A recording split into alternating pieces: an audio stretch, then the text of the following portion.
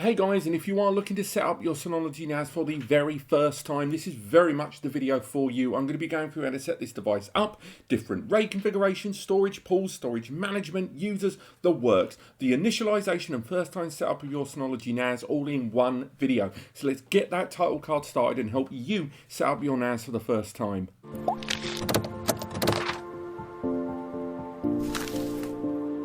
So in today's video, I am going to be setting up this NAS right here. This is the Synology DS920 Plus. We're going to be installing 4 hard drives, and although I'm not going to be touching on installation of Ssd cache or anything to do with things like memory upgrades, I am going to be talking about them throughout. This is the first part of a series of videos where I'm going to talk you through the ideal and perfect setup for this NAS and all of its apps. But it's also worth highlighting that this doesn't just apply to this device. Pretty much all of the steps I'm going to be going through today apply to the bulk of Synology NAS devices. So whether you are setting up a brand new 4-bay like the DS920 Plus or some of the budget J series devices or even some of the high-end rack mount XS series, most of the steps in today's video will apply. Now, during the course of this video, there's a few things you're going to have to make sure you've got to hand. First and foremost, you're probably not going to need a screwdriver. The majority of Synology NASs are designed to be screwless, but some of them, like the J series and the high-end enterprise ones, will require a cross-headed screwdriver. On top of that, you've got to make sure that you are in close proximity with the NAS to either your router, that can be the one supplied by your internet service provider, or next to a network switch in your network environment that's on a shared network, or utilizing a power line adapter that takes advantage of using the mains current and the circuit in your home or business to carry network traffic. So just make sure that you're setting this device up in close proximity to one of those. Now, in today's video, when we're setting this device up, we are of course going to be setting up the storage inside in its multifaceted ways of shared folders and map drives and pools and volumes. And although a lot of that may sound intimidating right now, I've got to highlight that this will get easier as the video goes along. So the first thing we need to do, we've unboxed the device, we've unbagged our drives, and we've got the NAS right here in front of us. There's no power connected, and we've got the device there. On the rear of it there, we've got our network connections, and we've got our power connector there at the bottom. And the first thing we want to do is install our hard drives. Now, again, it will differ depending on the device you're utilizing, whether you need to use a screwdriver or not, but in most cases, you've got click and load design trays here. Now, a lot of the decisions that you're going to make the first time when setting up your NAS are ones that you're kind of going to have to live with unless you want to format the whole decision, device. So do make sure you take a lot of what I'm about to say in quite seriously. First and foremost, just because this device has 4 bays of storage available doesn't mean you have to fully populate it. This device can run with as little as 1 hard drive inside. And when you install that hard drive, you can set up everything from the system software to the overall storage on a single drive if you choose. But the fact of the matter is, if that drive fails, as hard drives may do because nothing is perfect, you lose all of your data. And that is why these systems arrive with multiple bays. They allow you to install more disks and create not only a large area of storage, but also create something called redundancy. Now, redundancy is when the system has a fail-safe, a safety net, if you will. Now, in this case, redundancy is that data is either, in a case of 2 disks, as you're about to see here, if you set a device up with just 2 hard drives, be it a 2-bay NAS or a larger NAS like this, but you don't fully populate it, you can take advantage of RAID configurations like RAID 1.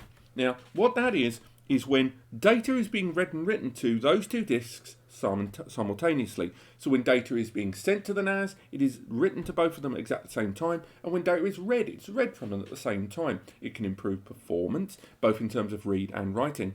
But the cool thing is, if one of those drives fails, you now have another drive of data. All your data is safe, and that's the redundancy. Now, Synology have their own RAID configuration known as SHR, Synology Hybrid RAID, and that RAID configuration allows you to mix and match your drives, something I'll touch on in just a moment. But what about if you're using more than 2 disks? What if you're installing a 3rd hard drive? what are your options? Well, you can create a double parity RAID. So you could create that RAID 1 we've just mentioned, but with 2 disks of failure, ultimately having the same data written to 3 disks simultaneously and read from 3 disks simultaneously. You only have 1 hard drive's worth of space available because the other 2 drives worth of storage are basically safety nets, but the fact still remains that it can be quite useful for users that worry about 1 safety net being enough. But the majority of users who use 3 drives or more will take advantage of something called RAID 5. Now, RAID 5 is slightly different to RAID 1. It still gives you 1 disk of drive protection, 1 hard drive's worth of safety net, but it does it in a different way. So let's remove that spare empty bay there and concentrate just on these 3 disks. With these 3 disks, data, every single wave of data to the smallest amount is written across those disks in waves. But with every wave, there will be data, and then in the last disk, there will be a blueprint of the data that's on the other 2 disks. When the next wave happens, the process is repeated, but this time the blueprint moves on to another disk. And with every wave, the blueprint is recreated, but this time on a new disk. That each wave blueprint. And the consequence is that if one of these disks breaks, like that one, the system can rebuild the data utilizing the available data on the other 2 disks and the blueprints scattered amongst it. When you introduce a new disk, or it can actually read all of the data using the blueprints, known as parity, and the data live in something known as a RAID degraded state until you introduce a new hard drive and repair. However, that is a tentative way to run your system, and if you don't replace that drive soon enough, another drive might fail, and when that happens, you can't recover the data because you've lost too much blueprint and too much data. So RAID 5 can be used with 3 or more drives, and if you install a 4th drive here, you can just carry on making that RAID as big as you like and in a RAID 5, and always having 1 drive of failure protection. Now, SHR in this scenario is the same as RAID 5. However, it allows you to use bigger and smaller drives if you choose. Now, on day 1, you're not going to introduce large or smaller drives. Chances are your system's going to have 3 or more drives that are exactly the same. But a few years down the line, when those drives are out of warranty, when you start running out of space, you may, Black Friday deals, Prime Day, some little special offer, or just generally that the cost of hard drives reduces, you reach a situation where you can get bigger hard drives. And an SHR, not only being very similar to a RAID 5, allows you to have 1 disk of RAID drive failure protection, that safety net there. But on top of that, because you can mix and match those drives, if you've got a 4TB and a 4TB drive here, terabytes, you can start introducing larger drives in an SHR and take advantage of the extra space. Whereas in a traditional RAID 5, every single drive will be visible to the system as the smallest available drive. So if you had a 1 terabyte drive and the rest were all 10 TB drives, in a RAID 5, you'd only have each drive seen as 1 TB. So the benefits of SHR are pretty massive. But what about if we need more safety nets than traditional RAID 5? That is known as a RAID 6. Now, a RAID 6 provides 2 disks of failure protection. These 2 disks here will allow you to take 2 bullets. It can take 2 failed drives and still recover the data in a way that RAID 5 can't. Enterprise level business users, surveillance users, these kind of data storage operations and environments will always take advantage of RAID 6, because RAID 6, although you lose 2 drives worth of overall available capacity, that safety net is unparalleled.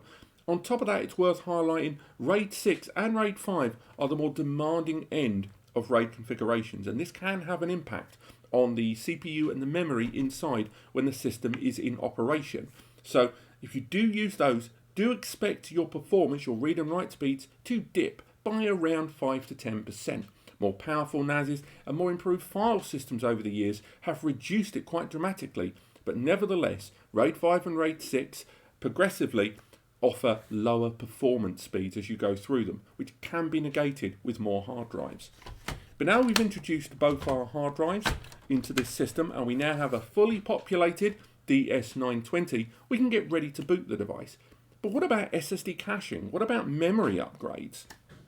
Well, if you want to upgrade the memory on your NAS and you want to install some of that brand new official Synology memory there, it is recommended that you set the device up for the first time using the default setup and not to install any upgrades on the beginning of this system's utilization. Initialize the device, set up the device, then power it down and install your memory upgrade. How you install the memory upgrade will differ from device to device, but nevertheless, if you do want to upgrade the memory, I recommend that you set the device up without it, power it down and then install it. And that's because these systems already arrive with software, firmware installed, known as DSM. Now currently in 2021, these systems arrive with DSM 6.2 or DSM 7, the newer, glossier, more secure, and ultimately more impressive software platform. Throughout the second half of this guide that you're going to see in a couple of minutes, I will guide you through the process of setting this up on a software level, but do bear in mind that if you have purchased the device within 2021, there's a very good chance that it's arriving with DSM 6.2 inside.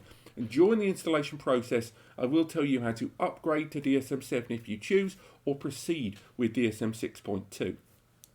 Also, we can talk about SSD caching, because a number of these systems also arrive with dedicated bays on their base, or on the side, or internally, that allow you to install super fast SSDs to improve the internal performance. How does it do that?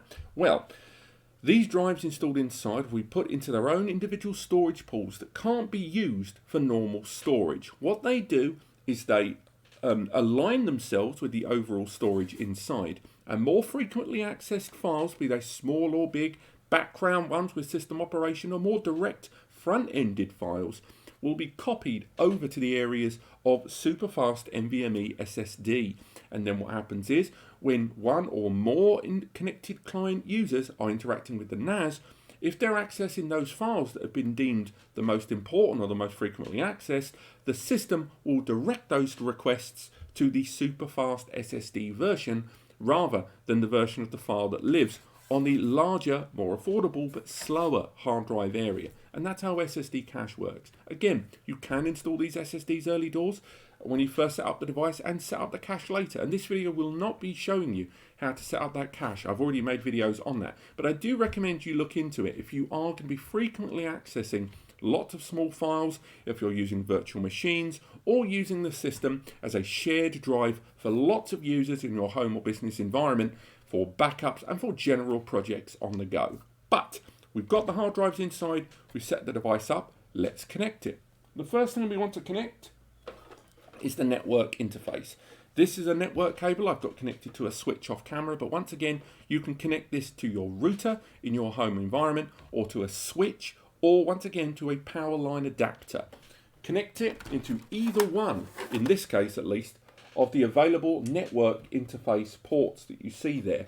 Again, doesn't matter which one you choose, and once you've set this device up and you want to really scale up how you use it, you can take advantage of something called link aggregation, otherwise known as port trunking, that allows you to combine those ports to improve performance overall with a supported network switch. Alternatively, you have failover support, so you can use them, and if one falls over, the system maintains its running. Or you can take advantage of load balancing, where the two channels of network interface are taking it in turns to handle data requests. There's lots of things you can do, but for now, I'm just going to install that cable there. Next, there's the PSU. Now, it's recommended when you do this, when you connect this to your wall, that you switch off the power at the wall first. Then take your connector, your mains power connector, connect it into the switch. In my case, I've already turned it on at the wall, but you shouldn't. Then after that, we take our power cable and we connect it to the rear of the NAS. Once that's all connected and everything's connected into the wall, into their appropriate places, go ahead and click the power button. Now, before I do so, bear in mind that different hard drives do make a different level of noise, vibration, and clicks, hums, and whirs. In the case of these drives, these are Pro Series drives, WD Red 8TB Pro drives. Consequently, the noise they make during spin-up will be very different to that of a consumer class drive or a home drive.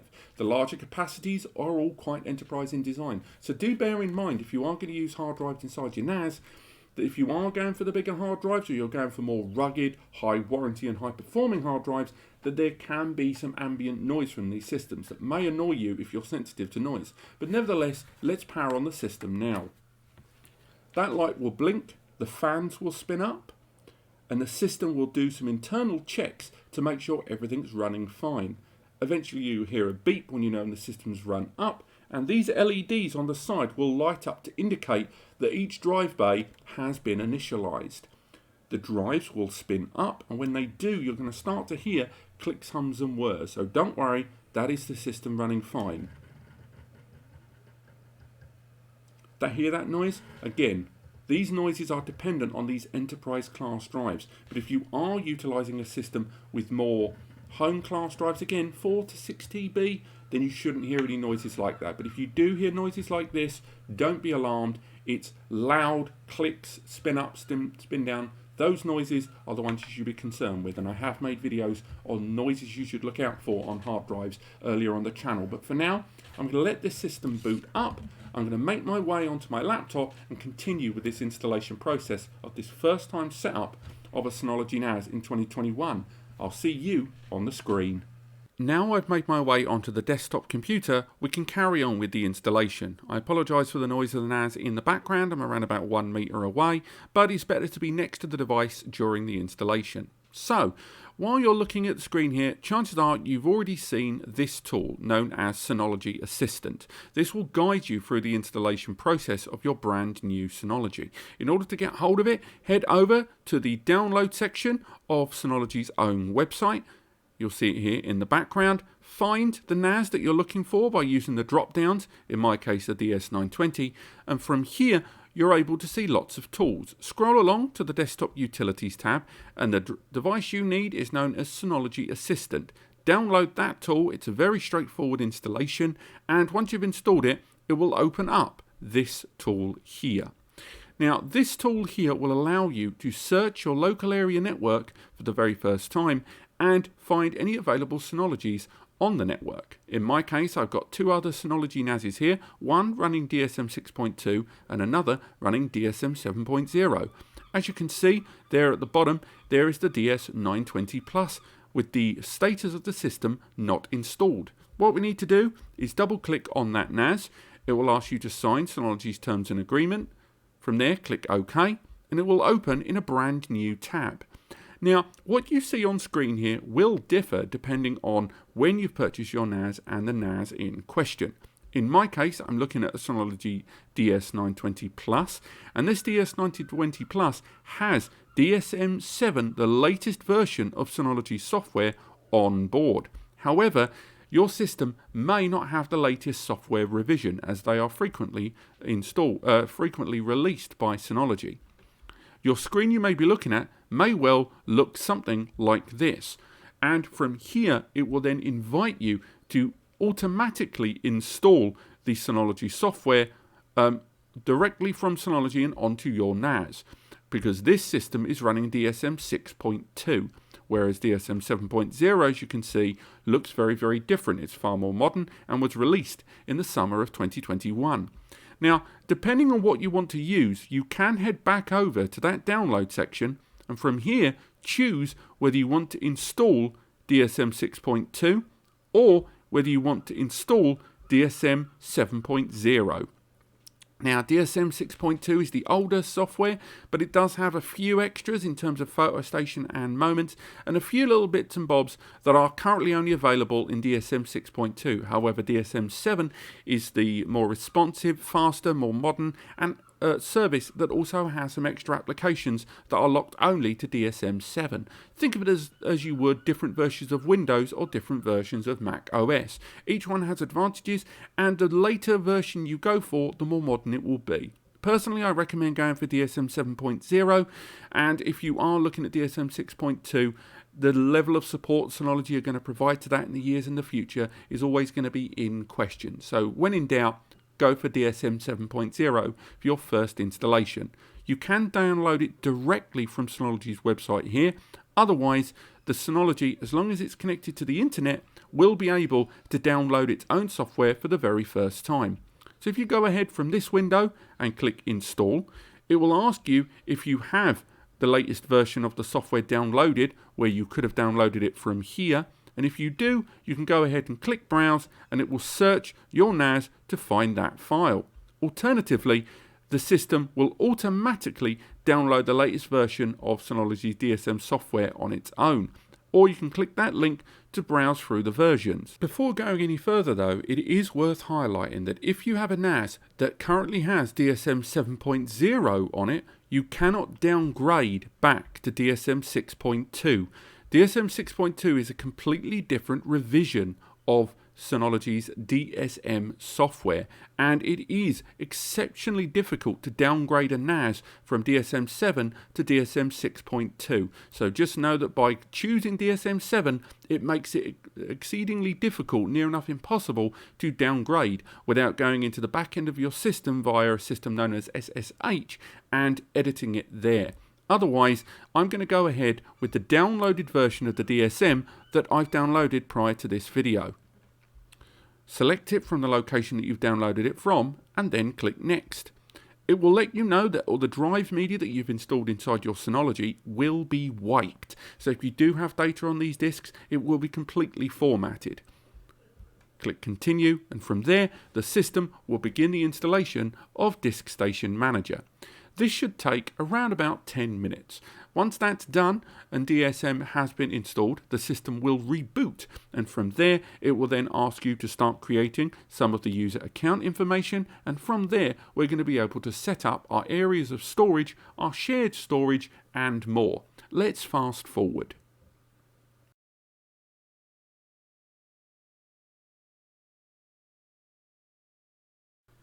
Now the installation of DSM has finished and the system has rebooted, you'll be greeted by this screen. Remember, all of this is being conducted via the network. Different versions of DSM in the future will give you different things, but there are details on what DSM 7 is bringing to the table right now in 2021. Obviously this will change in the future, so I look forward to seeing what new enhancements can arrive on Disk Station Manager 7. Otherwise, click Start, and from here you have to give your NAS a name. So I'm going to call this one the DS920 Test NAS. From there, we have to give the administrator account a name. I'm going to give it admin, but I recommend changing it to something else. From there, I'm also going to give this system a password. Now, do bear in mind that the password you give this system, if you lose this password, that's it for you. It's all gone, and it's recommended you keep it as complex as possible.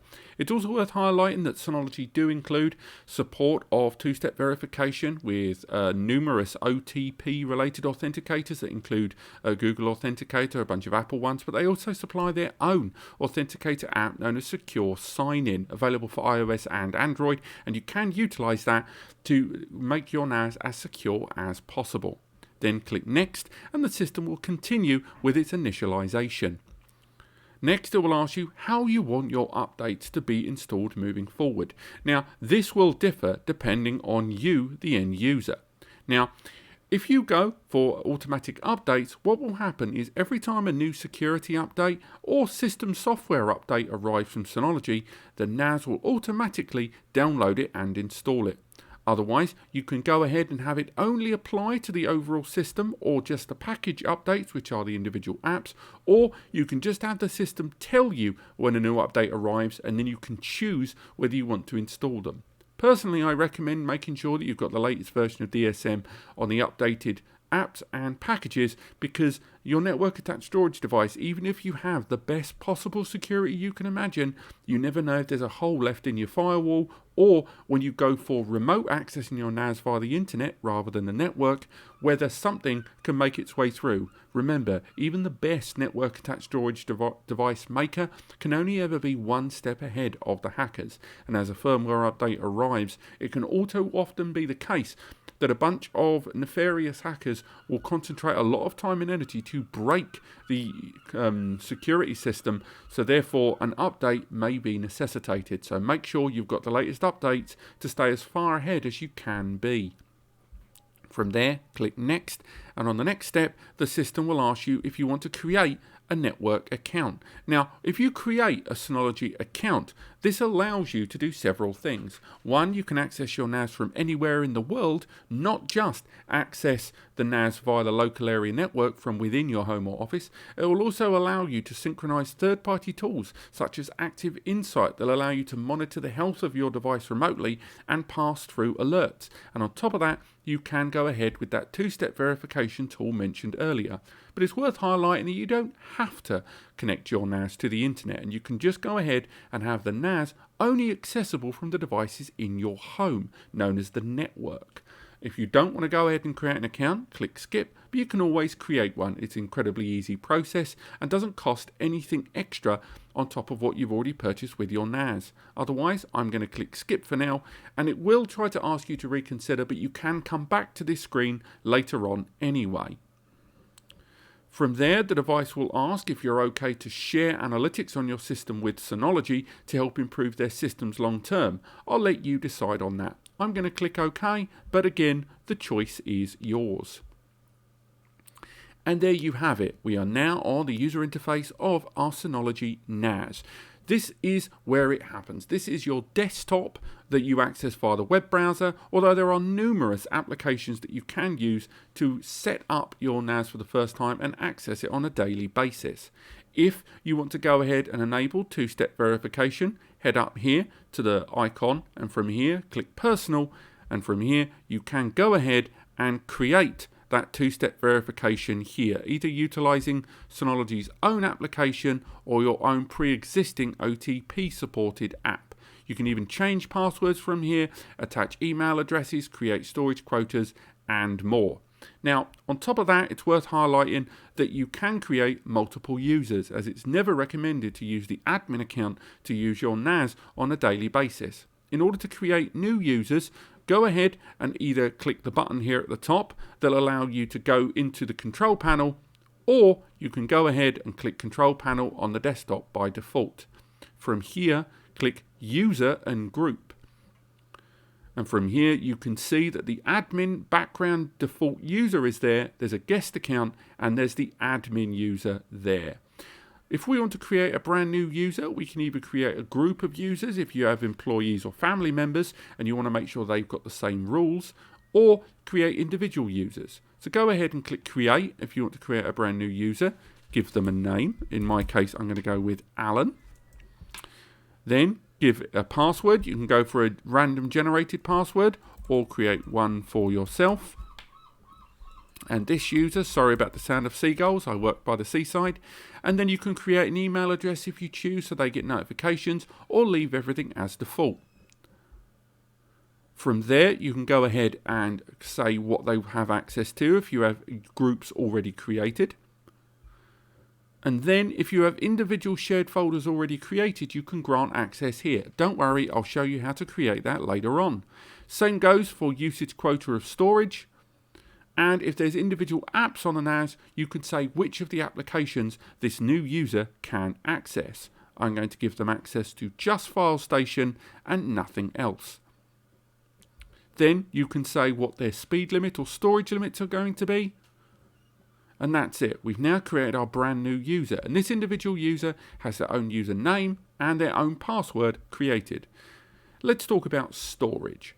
Now, the first time you set up your NAS, you may have put all those hard drives in, but you can't actually interact with the storage yet. In order to interact with the storage, you have to create a storage pool and a storage volume. So first thing we're going to create is our storage pool. You can either create the default pop-up here, or you can go into the top menu and select the Storage Manager option. For now, I'm going to click Create Now. This will guide you through the creation of your storage pool.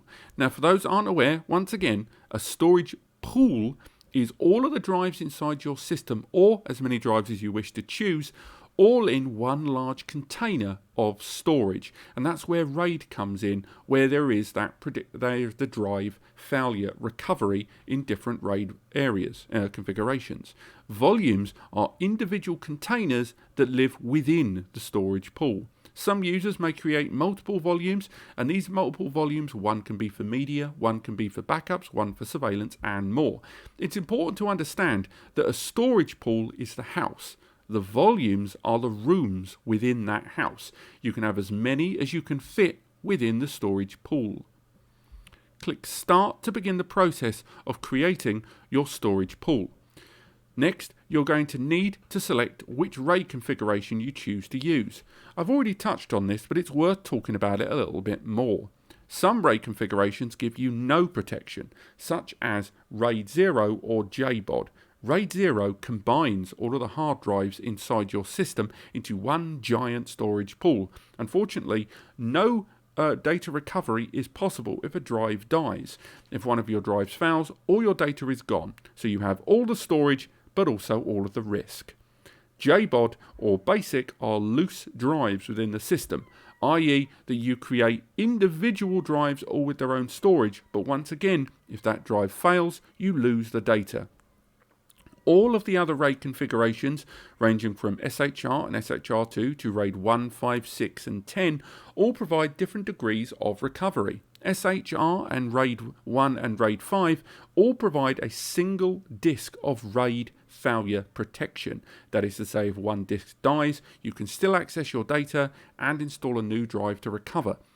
The difference being, SHR is a fluid RAID system, RAID 1 is a two hard drive RAID system, and RAID 5 can utilize 3 or more hard drives.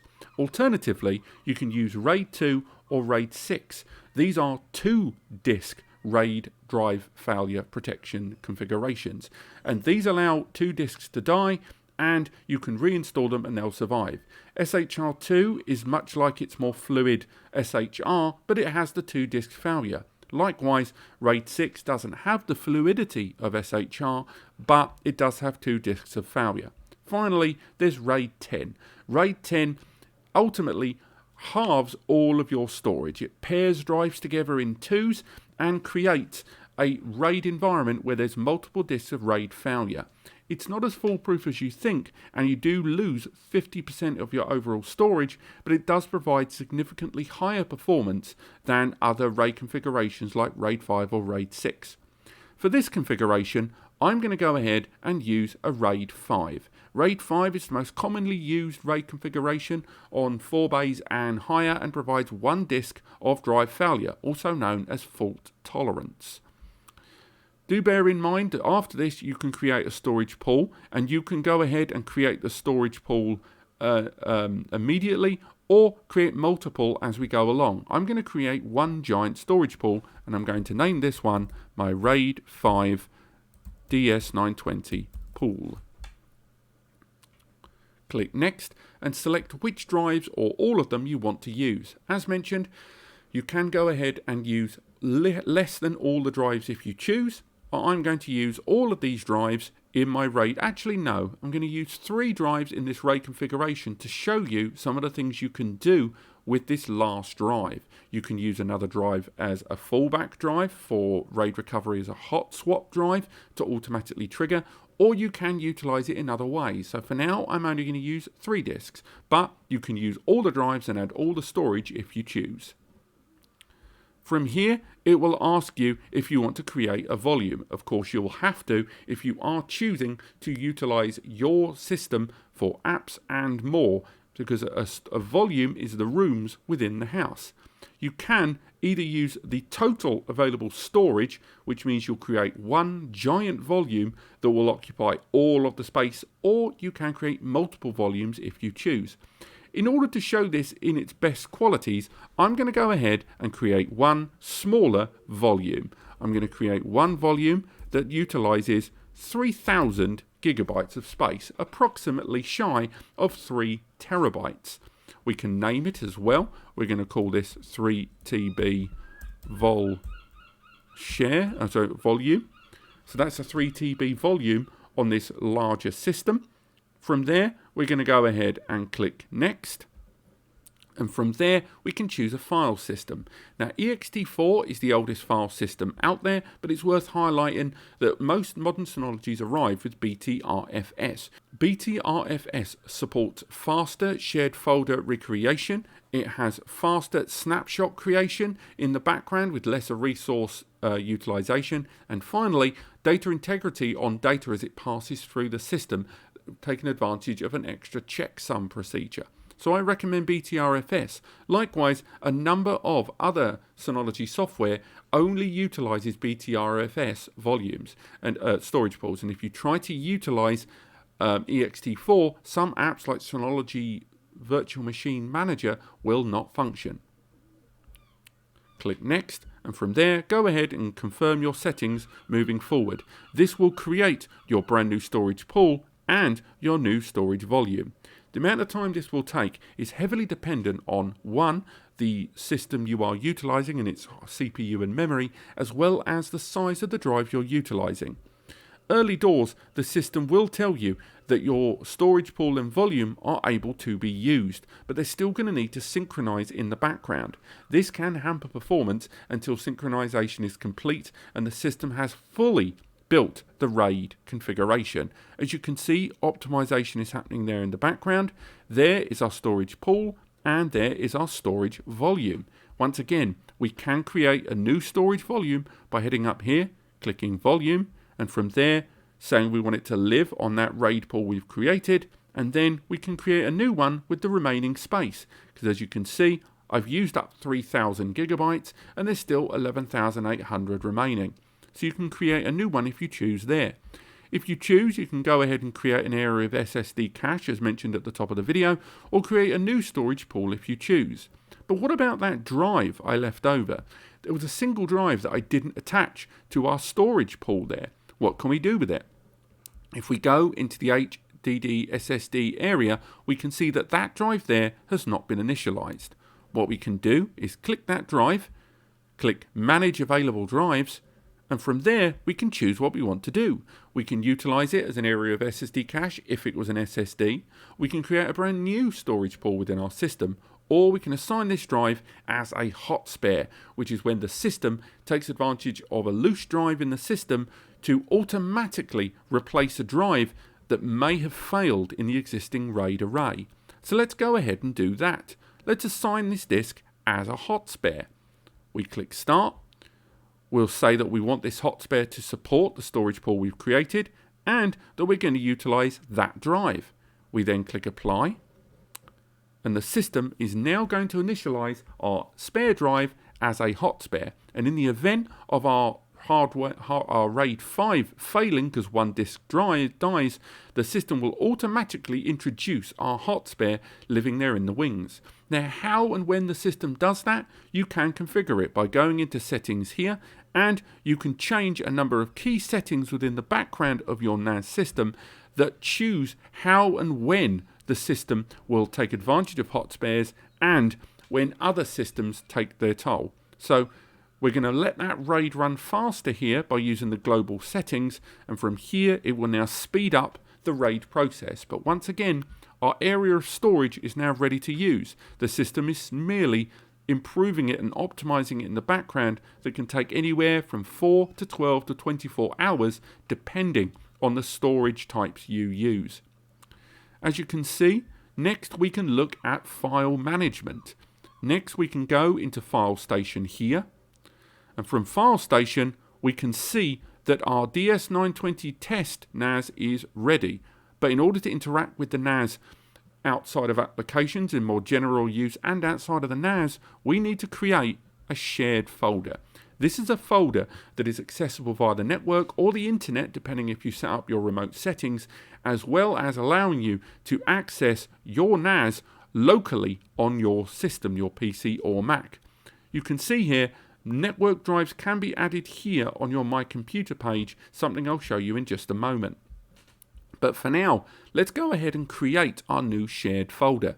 Click OK, and from here, we can go ahead and start the basis of creating our shared folder. So in my case, we're going to call this Share RAID 5 3TB volume. From there, we can say if we want it to have a recycle bin and where it lives on the system.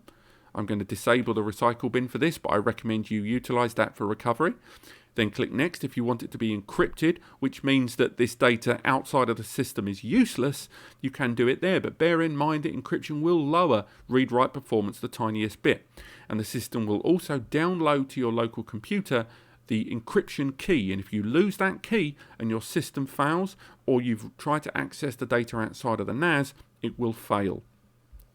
Next, you can go ahead and enable data integrity checks thanks to BTRFS and stuff in the background, as well as shared folder quotas that stop the shared folder spiraling out of control and size long term. After that, confirm your settings and your new shared folder will be created. Applications that you install in your NAS will often create a new shared folder within your system, and these shared folders will gather over time. So in this case, as you see here, now we've created our shared folder, we can choose who can have access. So I'm going to allow myself and the local admin account to have access, but the account we created earlier known as Alan, we're going to give them read-only access. And that means that they can see the contents of the files, but they can't change them in any way. Whereas the guest account, I'm going to give them no access. From here, click Apply. And now our shared folder is done. And that shared folder now resides in the File Station Manager. Now, say we want to add this folder to our local computer. In this way, we want to map a shared drive. There are lots of ways in which you can access the content of your NAS without using the web browser. Most popular ways of doing it are utilizing things like the Synology SAN Manager, which allows you to create something known as an iSCSI target, something I'll talk about in a future video. And I've also made videos about it online. Otherwise, you can take advantage of Synology's own very useful client application tool known as Synology Drive, a tool that allows you to create a single portal access point on your NAS, and this means that this folder on your local PC will be synchronized with the NAS, and therefore you can interact with the NAS using your local software rather than the web browser, as well as file pinning and file streaming. There's lots of advantages to that software, but one of the easiest and quickest ways to connect your NAS to your local machine in a native way, such as a Windows or using Mac Finder, is to use a mapped network drive. Once you've created that shared folder, because this is what we're going to share, head back into the Synology Assistant we used at the start of the video. Find the NAS on the local area network, as you can see here, right-click it and go to Map Drive. From here, enter the login credentials for your NAS.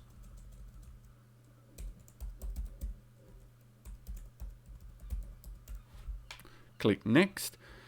It will connect with the NAS and it will find the shared folders such as the one I've just created. Select it and then click Next. From here, you need to select a drive letter that you're going to assign it on your local computer. So for my case, let's go with the letter S for Synology. Never felt more Sesame Street. Click S and then click Next. Before you do that though, if you want to maintain a constant connection with this drive, even when you power up the PC you're using up and down, select here. After Next, you can choose to open the Map Network drive and then click Finish. Now on my local computer, I have a direct access here to the Synology NAS and that shared folder. So for example, if I go ahead and find an arbitrary picture, let's find something in my pictures gallery here. Let's go ahead and select the super important photo of cheese that I've used in my backup videos. Click Copy. Then head back into that shared folder on the local PC. Open it there. Let's paste it in. And remember, all of this is being conducted on my local PC. If we head into the NAS, go into that shared folder, refresh the tab, go in, and there is our photo. We can change the view, have it for large icons, and there is the picture of the cheese there on the NAS.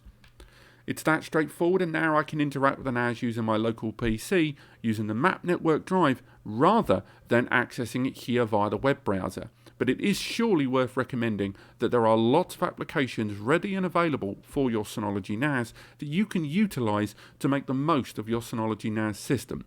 I'm going to leave it there, and in our next video we're going to start looking at different services and different apps and multimedia and more. I'm going to show you guys exactly how to set up your brand new NAS with DSM 7 to the best of its ability. And do bear in mind that everything we talk about in these videos features DSM 7. We've already done guides on DSM 6.2 back in 2020, and those videos are currently available online, and I recommend them. But otherwise, thank you so much for watching. If you have found this video helpful, do let me know in the comments.